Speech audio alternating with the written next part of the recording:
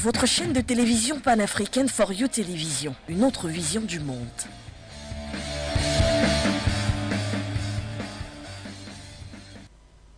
Bonsoir à tous, bienvenue sur les antennes de For You Media Africa. Dans le cadre de votre émission d'Info à chaud, nous sommes en direct, nous émettons bien sûr depuis Douala au Cameroun. Ce soir, nous parlons d'un sujet en rapport bien sûr avec les forces, ou du moins la force de maintien de la paix de l'ONU déployée du côté du Mali et dénommée bien sûr la MINUSMA. Cette nouvelle qui est donc tombée en milieu de cette semaine, la Côte d'Ivoire qui annonce donc officiellement le retrait de ses troupes du Mali, ces troupes qui sont engagées au sein de la MINUSMA. Après la France, la Suède et le Royaume-Uni, voire il y a encore 24 heures, l'Allemagne également. C'est donc au tour de la Côte d'Ivoire d'annoncer le retrait de ses troupes déployées du côté du Mali. Au total, 900 casques bleus ivoiriens vont donc quitter progressivement le territoire malien d'ici août 2023. Il faut donc clairement relever que l'annonce a été faite le 15 novembre 2022 et bien sûr l'annonce est contenue dans un courrier rédigé par la mission permanente de la Côte d'Ivoire auprès de l'ONU et est adressée à Jean-Pierre Lacroix, secrétaire général adjoint aux opérations de paix des Nations Unies.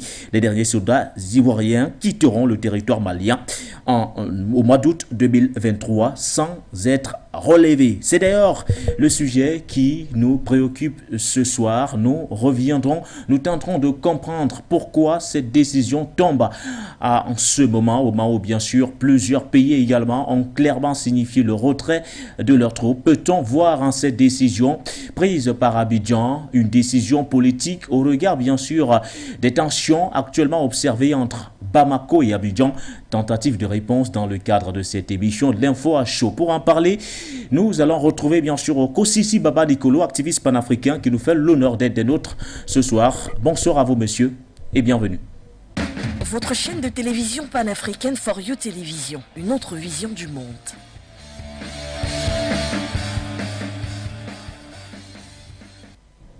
Nous mettons le cap bien sûr du côté de la France. Retrouvez Kosisi Baba Dikolo qui est déjà installé. On me fait savoir d'ailleurs qu'il est là, mais on aura bien sûr l'occasion de le retrouver sans toutefois oublier bien sûr monsieur Pema Aneya qui réagira en direct bien sûr du côté du Burkina Faso, sans toutefois oublier bien sûr le docteur Sango qui sera également de nôtre, qui nous prêtera son expertise sur cette thématique. Il est politologue, il est internationaliste, il est expert des questions internationales, certifié en langue et culture camerounaise. Il s'agit bien et bien du docteur Sango. Nous parlons de ce retrait annoncé donc d'Abidjan du Mali, le retrait donc des troupes ivoiriennes au sein de la MINUSMA.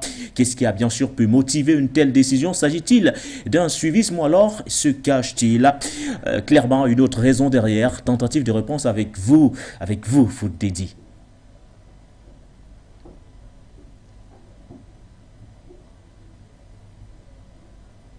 Affaire Barkhane, la Côte d'Ivoire est dans la mouvance des retraits des troupes du côté du Mali. Une décision qui fait jaser au regard des tensions qui existent entre le Mali et la Côte d'Ivoire depuis l'affaire des 49 soldats. Un constat sujet à une interrogation, conviction ou suivisme de la Côte d'Ivoire, car après les Royaumes-Unis, la France et la Suède, ce pays de l'Afrique de l'Ouest, vient ainsi d'annoncer un retrait de ses troupes déployées au Mali dans le cadre de la MINUSMA, la mission onusienne pour la stabilisation de la région. Ces pays suscités préfèrent quitter le sol malien. Le dernier en liste, qui n'est autre que la Côte d'Ivoire, a justement annoncé son retrait des troupes de la MINUSMA. La cause est tout simplement le débat sur la reconduction du contrat entre les deux institutions. Rappelons que la relation entre le Mali et la MINUSMA présage déjà un avenir difficile entre ces parties. Car devant le Conseil de l'ONU, El Gassimouane, le représentant spécial du secrétaire général pour le Mali, est revenu sur différents rapports de la mission onusienne qui pointent du doigt les violations des droits humains commises par les djihadistes, mais aussi parfois par les forces armées maliennes, à en croire bien sûr l'ONU. De son côté, le gouvernement malien de transition pose des conditions à sa future collaboration avec la MINUSMA, chose qui ne passe malheureusement pas. Abdoulaye Diop, le ministre ministre des Affaires étrangères demande ainsi que le mandat de la MINUSMA soit axé seulement sur la protection des civils. Merci à vous, Foot Didi, pour cet élément qui plante le décor de cette émission d'Info à chaud. Je vous l'annonçais d'entrée, nous mettons le cap bien sûr du côté de la France pour retrouver le premier invité de ce soir. Il s'agit d'Oko Sisi Baba Nicolo. Il est activiste panafricain, il est un habitué d'ailleurs, il est un habitué de ces plateaux sur les antennes de For You Media Africa. Bienvenue à vous messieurs, bonsoir. Allez, bonsoir cher Nguem. Content de te retrouver après les vacances méritées que voilà, j'ai décidé de prendre. Je tiens à saluer votre équipe de For You Media, ce média qui fait le plaisir et le bonheur de l'Afrique. Votre équipe et vous, on tient à vous remercier en tant qu'Africains et Panafricains. Je tiens également à saluer tout votre auditoire et l'Afrique dans sa généralité.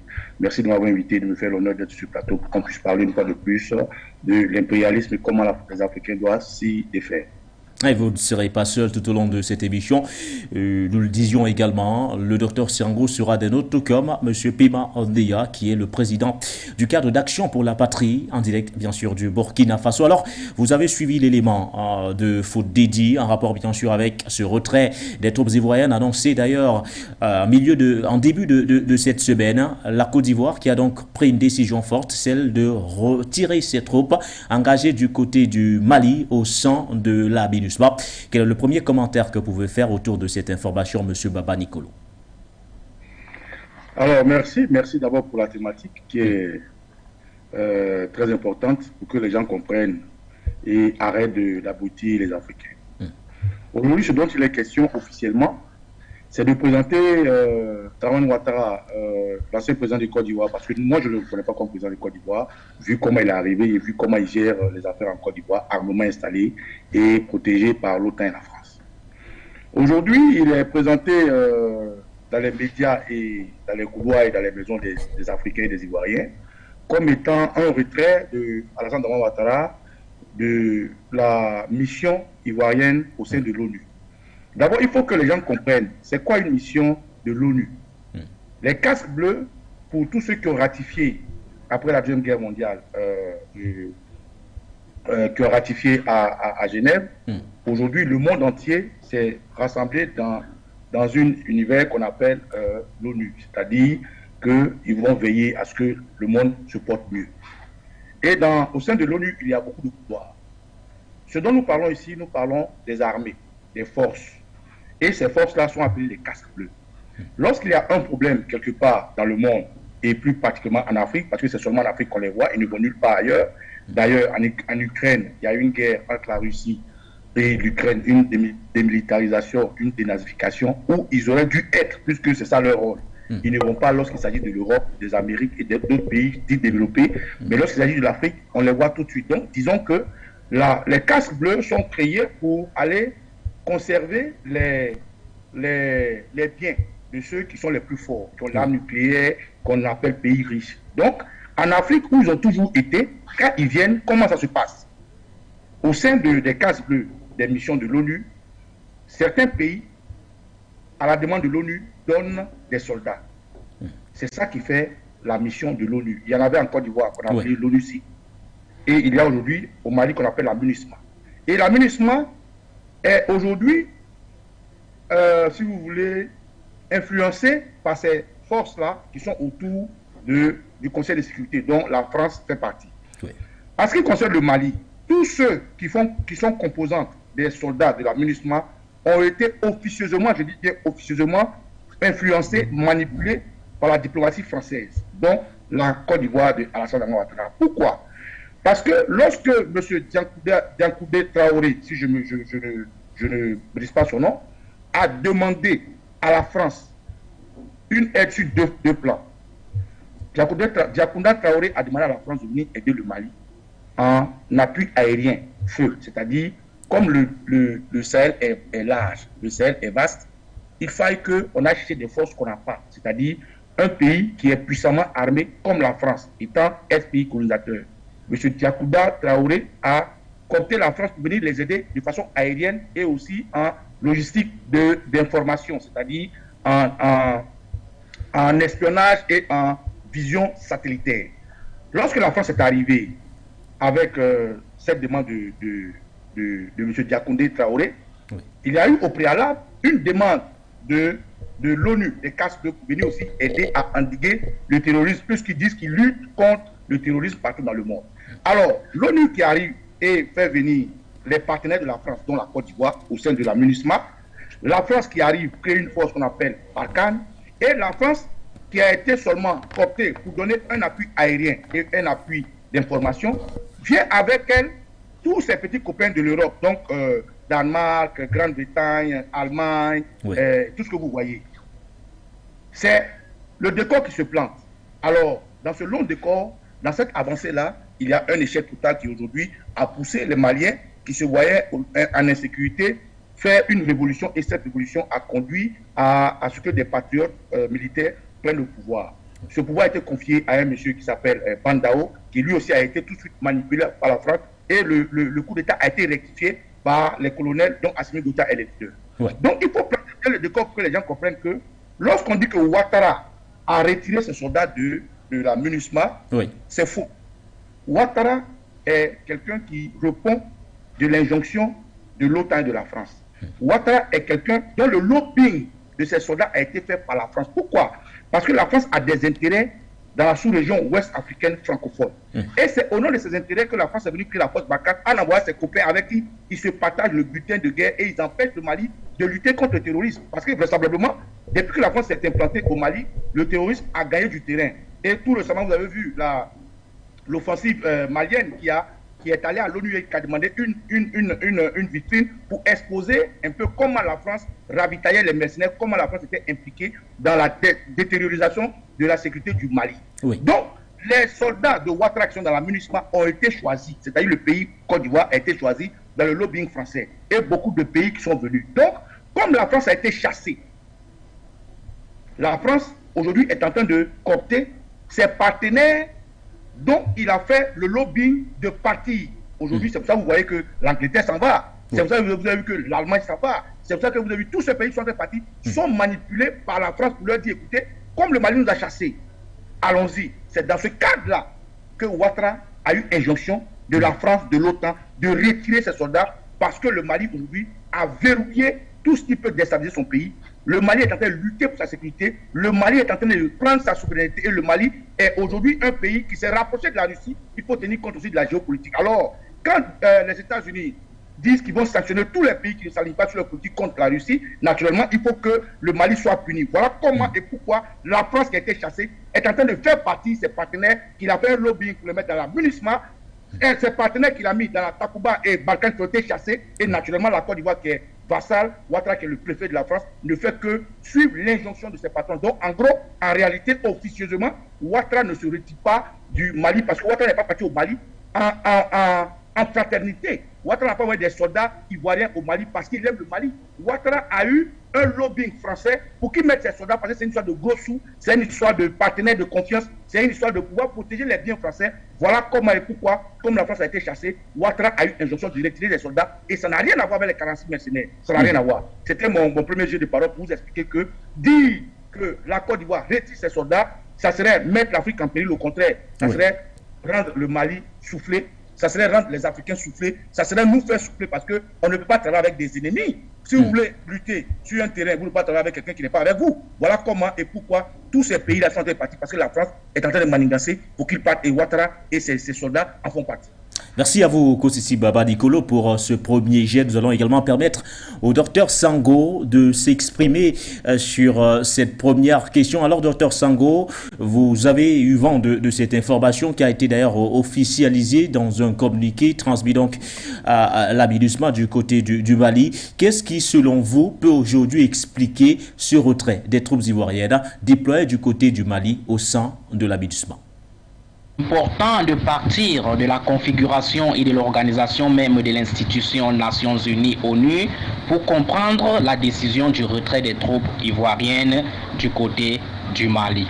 Il faut dire que les Nations Unies, qui sont cette organisation supranationale et qui a pour objectif le maintien de la paix et de la sécurité internationale et le développement économique et social des peuples, est une institution qui s'est fixé des objectifs presque sans moyens. Parce qu'il faut dire que cette institution ne dispose pas d'une armée qui lui est propre. Ce sont les armées de ces différents pays membres, États membres, qui constituent donc son arsenal militaire. Du point de vue pratique, cette institution ne dispose pas d'une force armée et qui lui soit autonome et qui lui soit spécifique. Ce qui veut donc dire quoi? Ce qui veut donc dire que la coopération entre cette institution des Nations Unies et ses différents États membres est une coopération multilatérale qui ne tue pas les souverainetés. Ce sont les États qui financent cette institution et ce sont ces mêmes États qui mettent à la disposition de cette institution leurs propres soldats, leurs propres gendarmes et leurs propres policiers. Il peut donc arriver à un certain moment donné de l'histoire d'un État membre des Nations Unies qu'il retire librement ses soldats mis à la disposition des Nations Unies. Donc, du point de vue de la souveraineté, la Côte d'Ivoire a le droit aujourd'hui de retirer ses forces du côté du Mali sans toutefois avoir problème, sans toutefois que cela cause problème sur le terrain. Ça, c'est le premier élément qu'on pourrait convoquer pour comprendre ce retrait-là, pour dire que du point de vue technique et politologique, la Côte d'Ivoire a le droit de le faire compte tenu au regard de la configuration des Nations Unies. Vous avez parlé du premier point, c'est-à-dire du point de vue de la souveraineté. La Côte d'Ivoire a tout à fait le droit de retirer ses troupes du côté du Mali. Mais quel est le second, quel est le deuxième point qui justifie, selon vous, ce retrait de la partie ivoirienne? Autre chose qu'on peut également mettre en exergue, c'est le rapprochement du Mali avec la Russie et sa rupture diplomatique avec la France et l'Union européenne. Cet élément peut également expliquer la colère d'Abidjan qui n'arrive pas à accepter cette situation compte tenu de son rôle qu'il joue à l'intérieur du continent et compte tenu de ses intérêts qu'il a à préserver en ce qui concerne l'idéologie occidentale. Donc au regard donc de cette rupture diplomatique, il faut dire que Assimi Goïta, qui a impulsé une dynamique idéologique et sécuritaire antagoniste du côté du Mali, a plutôt soulevé la colère et l'ire de certains dirigeants, de certains acteurs qui jusqu'ici bénéficiaient encore du rapport de domination du camp occidental sur l'Afrique, qui était un camp d'exploitation des richesses, un camp d'impérialisme et un camp de colonisation.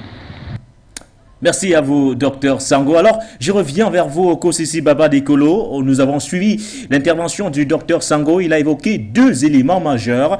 Il nous parle de la souveraineté d'Abidjan. C'est-à-dire, dans ces accords, Abidjan garde néanmoins sa souveraineté et est à mesure de se dire à un moment donné, oui, je retire mes troupes. L'autre, deuxième élément relevé par le Dr Sango est le fait qu'aujourd'hui, Bamako se soit considérablement rapproché de Moscou.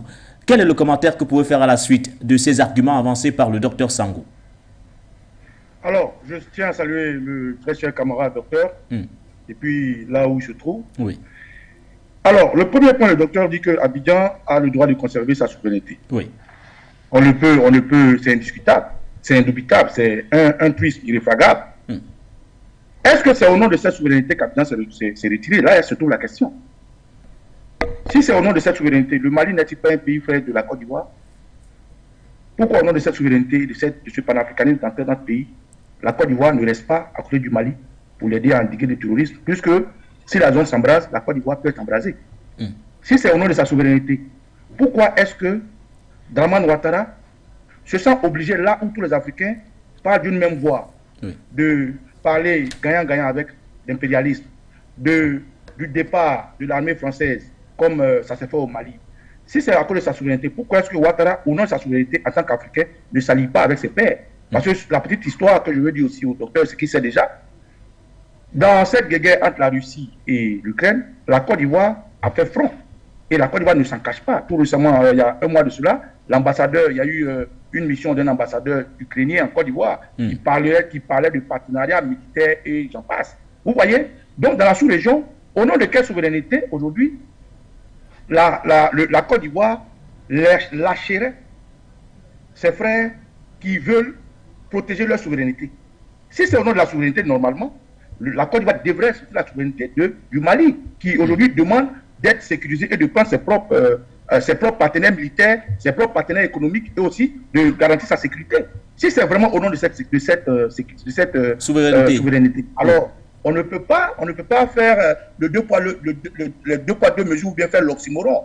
Ces frères qui sont à côté, on ne les soutient pas comme aujourd'hui le fait la France de façon hypocrite en laissant l'Ukraine et la Russie s'entretuer et se retrouver avec des bateaux au large de la lagune hybride du golfe de Guinée et venir au Mali, venir titiller les Maliens pour pouvoir faire la guerre entre le Mali et la France. Ce n'est pas, pour ma part, la souveraineté de façon officielle, de façon scientifique, oui, mais humainement, officieusement, de façon, comment dirais-je, factice, oui. Ce que Ouattara fait, c'est répondre à la boyerie qu'il est.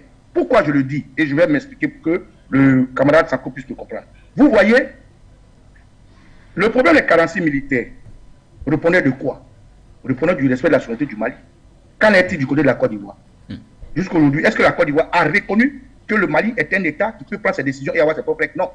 La preuve, il y a eu des injonctions de la libération de ses soldats. Et mieux, tout ce qui est passé entre dialogue et tout n'a pas été respecté. La preuve, quand on parle de souveraineté, le Mali a demandé à la Côte d'Ivoire de l'aider à récupérer ces déstabilisateurs qui vivent à la Côte d'Ivoire. Pourquoi ils n'ont pas donné, alors que la même Côte d'Ivoire avait demandé au Togo, quand il s'agissait de l'Ida Kwasi, à cause de sa souveraineté, de récupérer ses soldats dont le Togo s'est exécuté.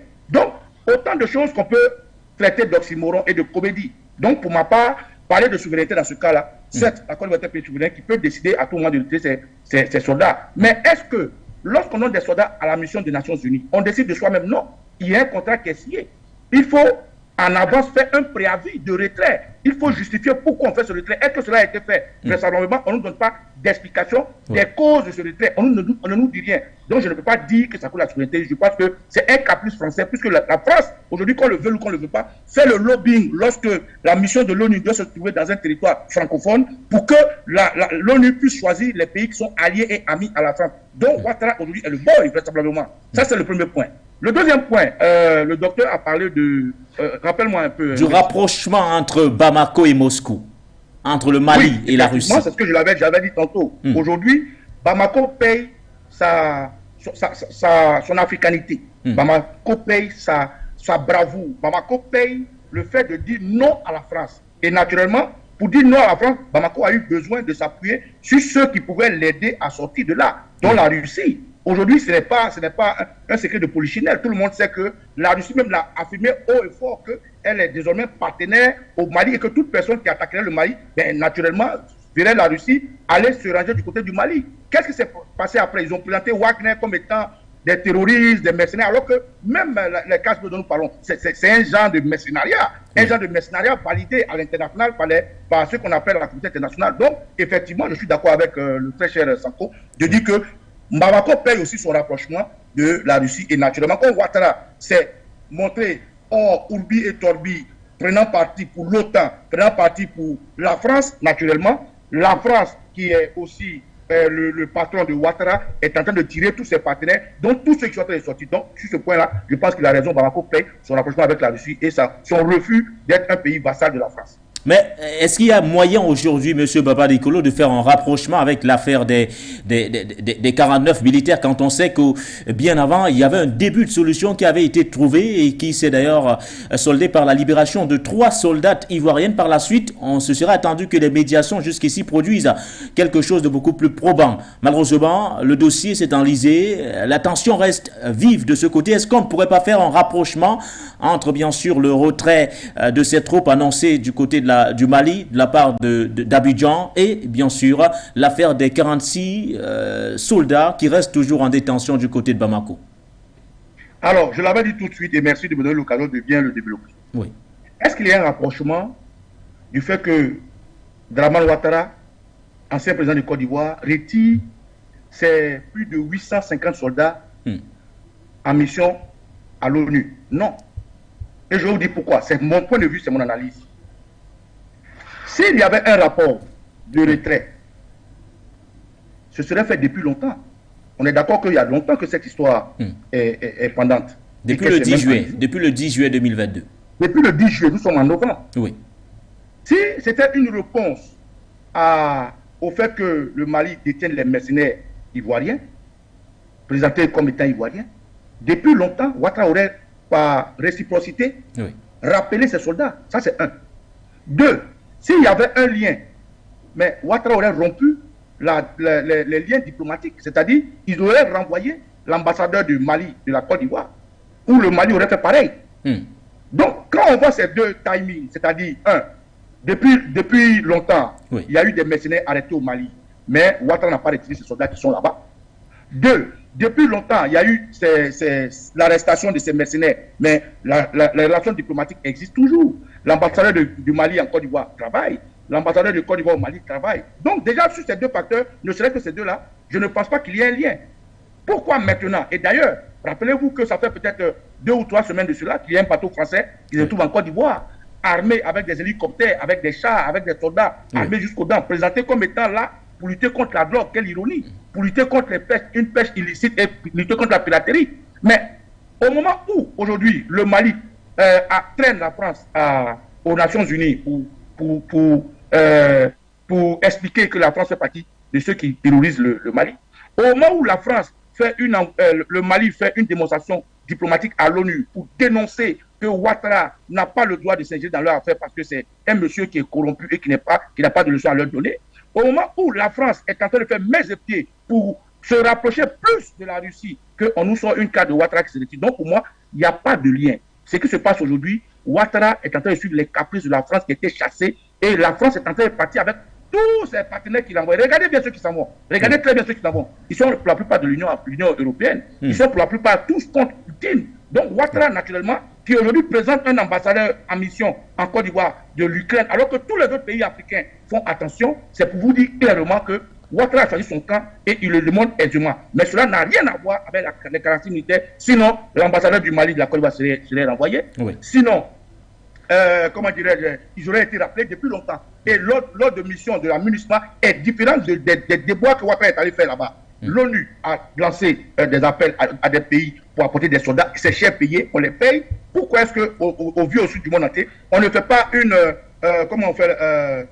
un préavis, on ne prévient pas l'ONU, on n'explique pas aux Ivoiriens, aux citoyens lambda, on n'explique pas aux Africains pourquoi aujourd'hui on parle de lutter contre les terroristes et puis on enlève des soldats alors que si le terrorisme vraiment existait, ça pouvait embraser la Côte d'Ivoire. Donc pour moi, ça n'a rien à voir. C'est la France qui a donné injonction à ses partenaires de quitter du Mali et j'ai bien peur que le Mali, des jours qui viennent là, la France essaie de les déstabiliser par tous les moyens. Voilà pour moi, je veux le dire clairement. Ce qui se passe en ce moment au Mali, contrairement par rapport à la lecture que je fais et mon analyse, ça n'engage que moi, ça n'a rien à voir avec les 46 militaires. Quel que soit ce qui s'est passé, dès l'instant où la France a été chassée, dès l'instant où le Mali s'est rapproché de la Russie, l'OTAN, les États-Unis et la France allaient finir par arriver là. Donc c'est juste une coïncidence, mais ça n'a rien à voir. Ouattara paye les caprices de la France et Ouattara suit son maître qui est la France. Merci à vous, monsieur Papadikolo. Dans quelques instants, vous aurez l'occasion, le docteur Sango et vous, bien sûr, de vous prononcer sur l'avenir de la MINUSMA, puisque vous l'avez si bien relevé. Certains pays également retirent leurs troupes en cascade. De ce côté, il y a moins de 24 heures, c'était au tour de l'Allemagne d'annoncer officiellement donc le retrait de ses troupes d'ici 2023. Plus tôt, c'était la France qui l'avait fait, la Suède ou encore le Royaume-Uni. Alors, mais quel est l'avenir qui est aujourd'hui réservé donc à la MINUSMA, cette force de l'ONU déployée du côté du Mali pour stabiliser ce pays-là? Assam Zili s'est penché sur cette interrogation. Déployé sur la base du consentement des États dont la situation représente une menace pour la paix et la sécurité, Les missions de maintien de la paix de l'ONU sont souvent dotées de mandats qui leur permettent d'accompagner un processus politique de dialogue et de réconciliation. Aujourd'hui, leur efficacité est sujette à questionnement en Afrique, notamment dans les pays où leurs actions sont jugées inefficaces face aux groupes armés dont la capacité de nuisance s'avère de plus en plus élevée. En ce qui concerne l'avenir des Nations Unies ou encore de l'ONU en Afrique, l'avenir est à la fois problématique et polémique. C'est polémique autant dans la mesure où le bilan de la présence de ces forces onusiennes en Afrique, le bilan est mitigé. Pourquoi? Parce que la mission qui sont assignées, notamment celle de maintien de la paix, en réalité la paix est davantage timorée et leur présence dans les différents pays africains où ils sont présents, on constate que les Nations Unies ont du mal à maintenir vraiment cette paix et que d'aucuns estimeraient que la présence même de ces Nations Unies dans les pays africains est plutôt notamment la cause de plusieurs déstabilisations, encore mieux d'instabilité, voilà le mot, d'instabilité dans les pays africains. Au Mali, où ils sont perçus comme une force d'occupation, les casques bleus ne sont plus en odeur de sainteté auprès des autorités de transition qui se tournent désormais vers de nouveaux partenariats, à l'exemple de celui noué avec le groupe paramilitaire russe Wagner pour un accompagnement dans la lutte antiterroriste. En RCA, même si le mandat de la MINUSCA a été renouvelé pour 1 an par le Conseil de sécurité, le départ des soldats onusiens a plusieurs fois été revendiqué par des acteurs de la société civile qui doutent de leur capacité à ramener la paix dans le pays.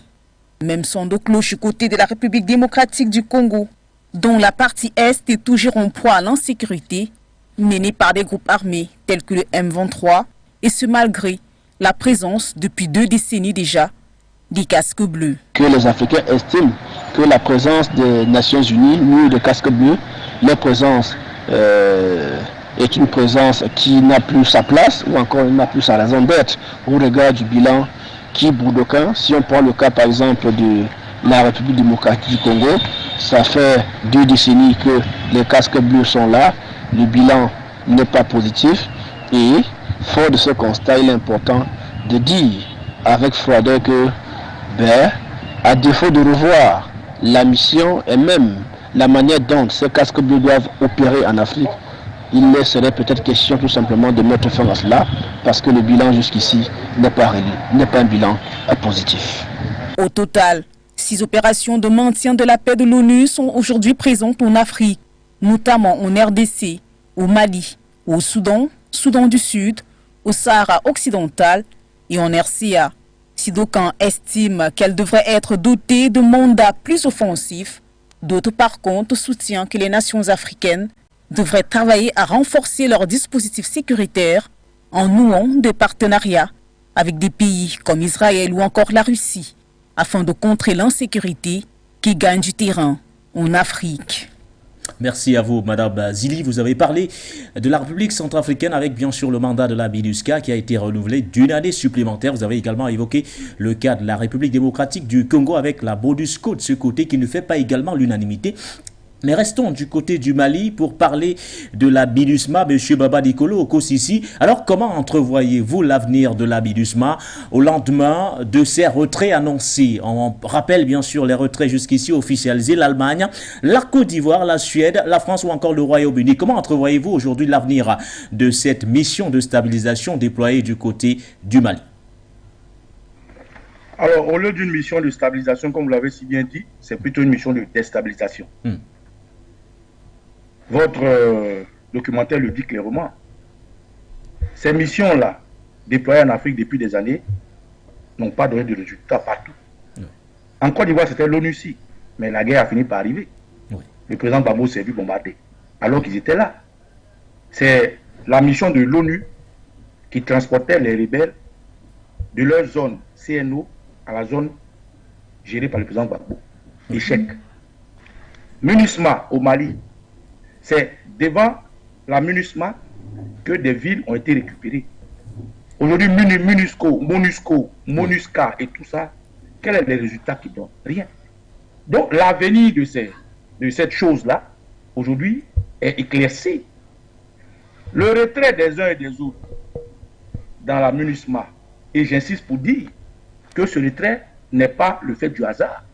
Ce retrait est un caprice de l'OTAN, de la France, parce que la France a fait son lobbying pour avoir ses partenaires comme pays qui donnent des soldats dans la MINUSMA, afin de piller le Mali, afin de déstabiliser le Mali. Donc, le fait que la France soit chassée, soit présentée, aujourd'hui déshabillée par le Mali, la France est en train de retirer ses partenaires. C'est comme, rappelez-vous, cher Nguémé et très cher Sango, quand nous étions jeunes dans nos villages là-bas, avec des gros ventres et pieds plats, on jouait au ballon, celui qui tient la balle, c'est lui qui décide qui joue. Quand vous venez que vous ne jouez pas bien, il dit sors, et puis on te chasse. Si tu es venu avec tes frères, tu vas avec tes frères. C'est ce qui se passe. La France a été chassée et la France va avec ses partenaires, ses potes. Donc, l'avenir de la MINUSMA aujourd'hui, je suis très content parce que déjà, au préalablement, je savais que le Mali avait demandé de ne pas renouveler ce contrat.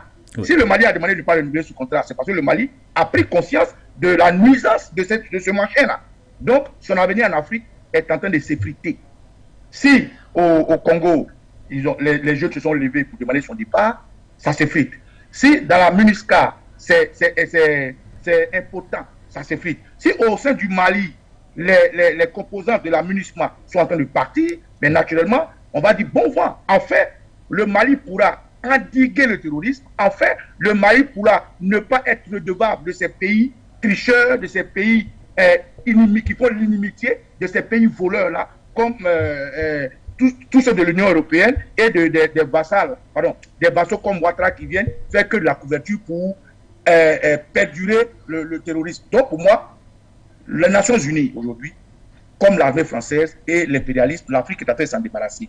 L'avenir de ces choses-là finiront par s'effriter petit à petit. Et je suis sûr que les jours qui viennent, tous les autres partenaires de la France vont partir. La MINUSMA va se vider de sa substance et ils n'auront pas d'autre choix que quitter le territoire malien pour que, enfin, ce que le Mali a demandé, ils puissent l'obtenir. Donc, pour moi, l'avenir de la MINUSMA est visiblement, dans les jours qui viennent, va se dessiner, mais sera vide et ils vont quitter enfin le Mali. C'est notre souhait. Il faut qu'ils partent parce qu'ils sont là et c'est eux qui créent plus de problèmes qu'ils devraient en résoudre. Merci à vous, Koussissi Baba Nicolo. On va faire un clin d'œil, bien sûr, à nos internautes avec Tina Lougouré qui a réagi en commentaire. Elle nous dit, bien sûr, que l'organisation qui est l'ONU est une organisation complice avec l'Occident et cette organisation la protège les intérêts de la France, c'est tout. Elle a réagi en commentaire, vous pouvez faire comme elle, en réagissant, bien sûr, sur notre page officielle Facebook, For You Media Africa. Alors, je me retourne vers vous, Dr Sango, la même question. Je vais vous la poser. Comment entrevoyez-vous aujourd'hui l'avenir de la MINUSMA du côté du Mali? Dans le reportage de Madame Zidi tout à l'heure, vous avez suivi l'attitude de Monsieur Ndama, qui est également politologue. Il a parlé d'un avenir problématique et polémique. Alors, quel est le regard que vous jetez sur l'avenir aujourd'hui de la MINUSMA déployée du côté du Mali?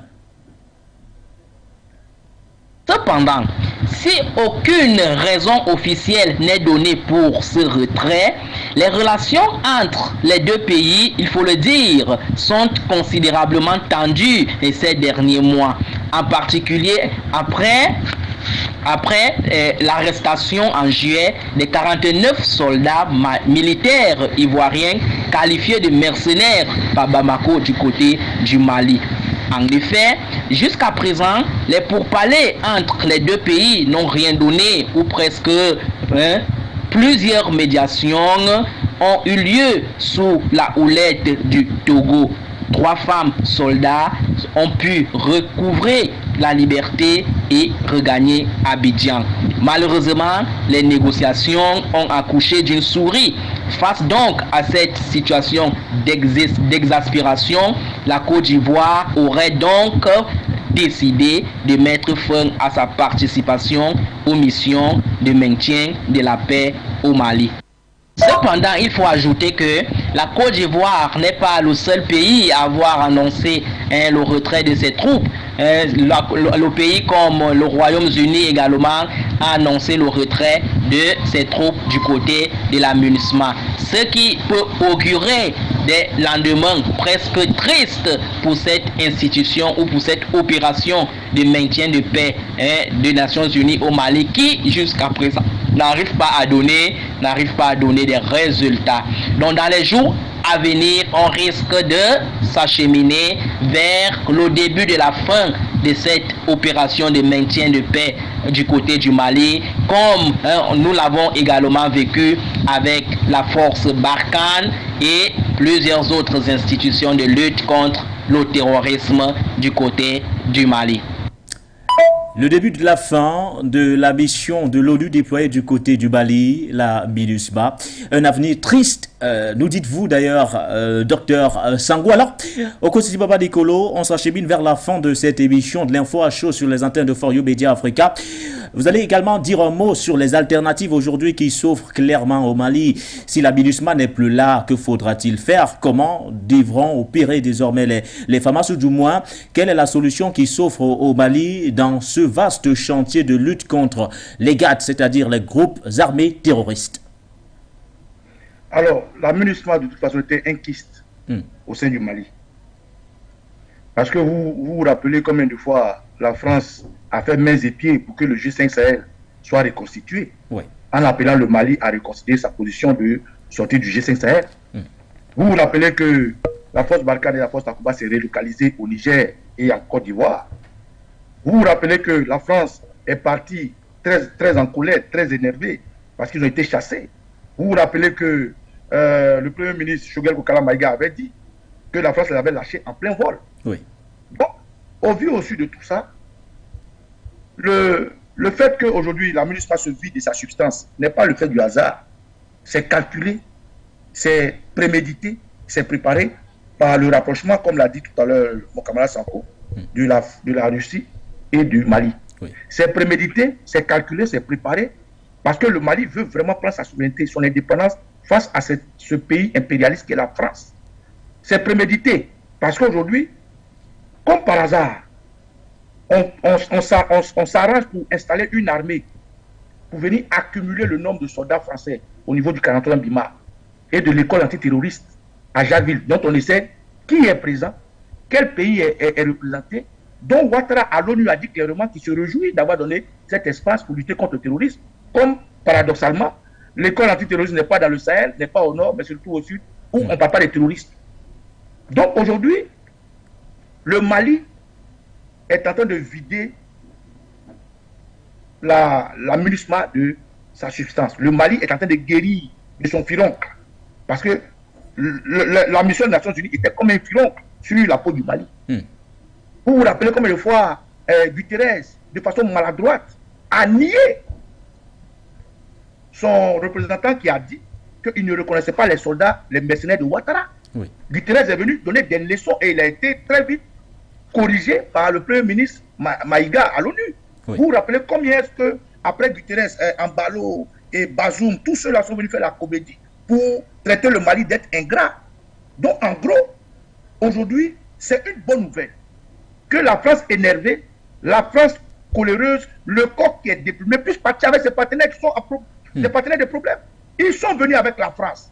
Ils sont aujourd'hui les yeux de la France. Quand on chasse l'ambassadeur de la France, quand on chasse la poste Barkhane, la poste Takuba, qui vont se le déployer ailleurs, quand on chasse leurs médias, mais il faut vider tous les partenaires, dont la Côte d'Ivoire et tous les autres.